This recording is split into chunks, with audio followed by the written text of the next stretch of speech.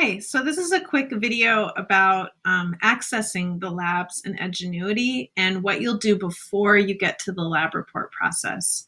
So these are all of your different units in Edgenuity, and this one is opened up and showing you all of the different lessons. As I look through it, there's nothing mentioning a lab here, so this particular unit doesn't include a lab. Let's click on the next one.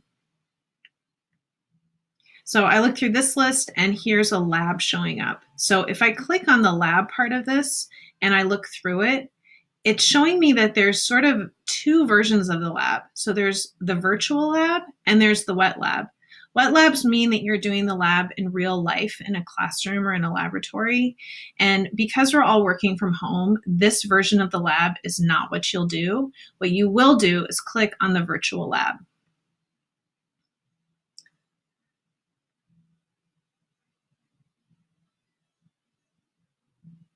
When you open this up, it's going to take you through a step-by-step process of explaining what the lab is about and giving you a kind of simulation. Here are the tools from the materials list that you will use in this virtual lab. Scan through the list before moving on.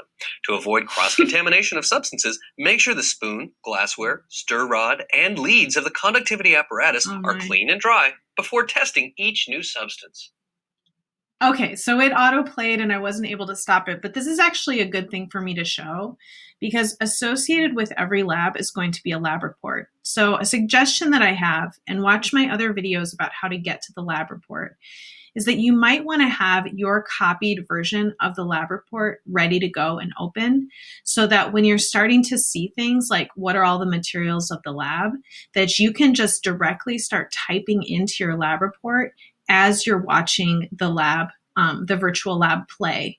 So just kind of keep in mind that you can do that. You can also, of course, use your e-notes if there's anything that you want to take notes on and just kind of watch it and then eventually move it into here.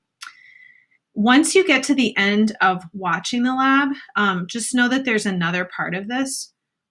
Let me get back to that.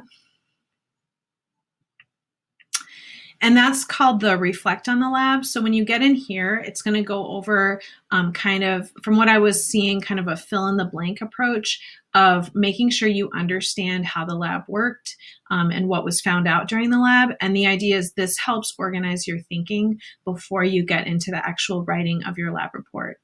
And again, please watch my other video about how to write your lab report to help you understand that portion. All right, I hope this helps.